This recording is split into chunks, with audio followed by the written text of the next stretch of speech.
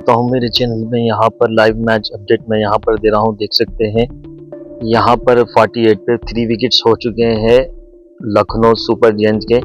और यहाँ पर एम माकरम ने 28 रन बनाए 18 बॉल खेल के, और मार्श ने कोई रन नहीं बनाए, और पूरन ने 13 रन बना के नॉट आउट है 13 बॉल।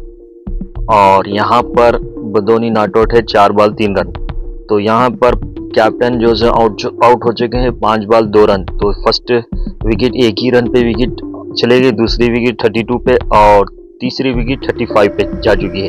अर्षित सिंह ने 1 विकेट लिए, फर्गुसन ने 1 विकेट, मैक्सवेल ने 1 विकेट लिए। तो कुल मिला के यहाँ पर 49 रन हो चुके हैं 7 ओवर 7 छक्के 42 में बॉल में 49 रन। कोई खास यहाँ पर प्रदर्शन नहीं लखनऊ सुपर जायंट्स का नहीं, क्योंकि यहाँ पर पंजाब ने अपना शिकंजा कस चुका है। तो इस तरह से अपडेट है। वीडियो पसंद आए तो लाइक कर लीजिएगा।